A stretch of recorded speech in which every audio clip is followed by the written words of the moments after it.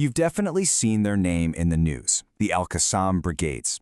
But to really get what this group is about, we need to go back in time. And no, not just to the 1990s when they were formed. We have to go way further back, to the 1930s, to understand the man they're named after. All right, let's dive in. First things first, let's just set the stage with who the Brigades are today. They are, officially, the military arm of Hamas. So if we look at the basic facts, you see they were founded back in 1991, right in the middle of the First Intifada. That was a major Palestinian uprising against the Israeli occupation. Today, their strength is estimated to be pretty significant, with tens of thousands of fighters mostly operating out of the Gaza Strip. And of course, it's crucial to note that many countries and organizations like the EU and the UK have officially designated them as a terrorist organization. Now, their timing is really important here. They pop up right at this huge historical turning point, the Oslo Accords, which were these major peace talks in the early 90s. And according to the sources, their whole reason for being, at first, was to stop those negotiations between Israel and the Palestine Liberation Organization. So what's the deal with their relationship to Hamas's political side? Well, this is where it gets fascinating. The Brigades are considered an integral part of Hamas, for sure. But, and this is a big but, they operate with a whole lot of independence. Think of it kind of like the relationship between Sinn Féin and the IRA. The military wing has its own decision-making process and doesn't always need a green light for its operations.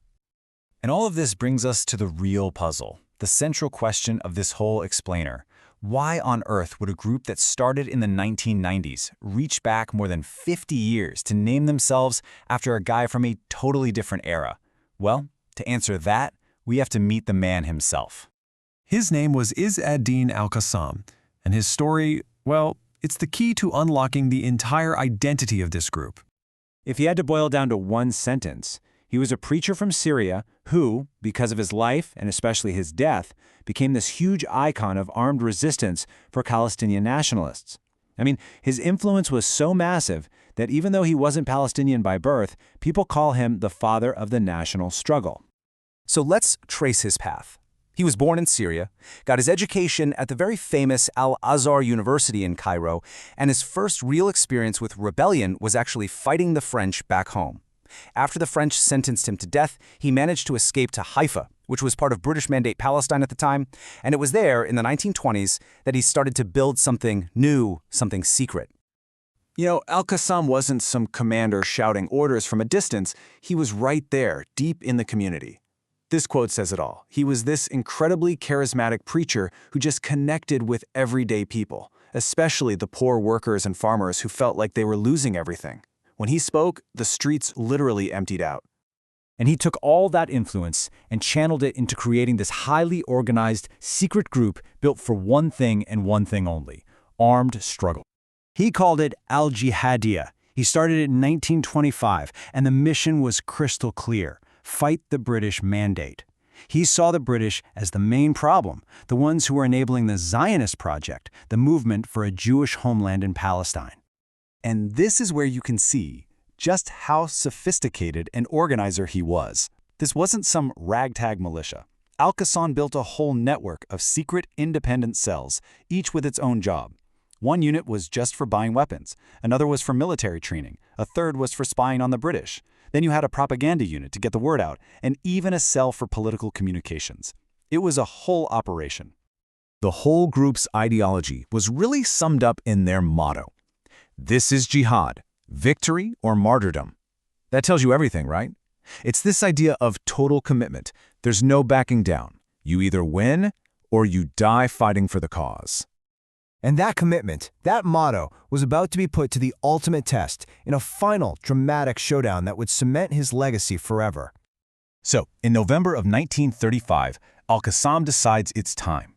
He and a small group of his men head out from Haifa into the hills near Jenin to kick off their revolt.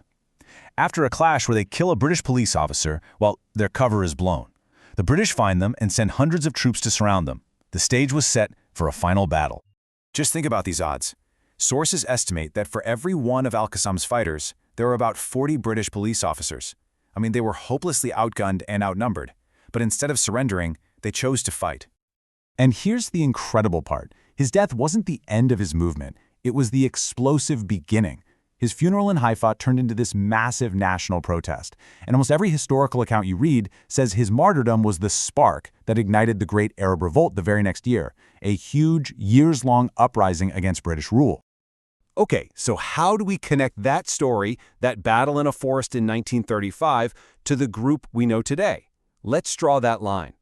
When you put the original group and its modern namesake side by side, you can see some amazing parallels and some huge differences. That model of independent, secret cells, that was core to al-Qassam's strategy for survival, and the modern brigades still use it. The target, though, has shifted from the British to an anti-Zionist focus. And of course, the scale and the tech have just exploded, right? From simple guns to advanced rockets, and from maybe 200 fighters to over 25,000. So all of this brings us to the legacy of that powerful name and where the group stands on the world stage today. Now, if you look at their own official statements, the modern Brigades say their goals are to help liberate Palestine and restore the rights of the Palestinian people. And they state that everything they do is guided by their interpretation of the Holy Quran and the Sunnah. So by taking al-Qassam's name, they're not just honoring him, they are explicitly claiming his legacy of armed struggle and martyrdom as their own. And that kind of leaves us with one final big question to think about. The story of Izz ad-Din al-Qassam isn't just some dusty old history. It's a living, foundational narrative. It makes you wonder, how does the past never really stay in the past? And how does the story of one man's final stand in 1935 continue to provide the name, the symbol, and the inspiration for one of the most prominent militant groups in a conflict nearly 100 years later?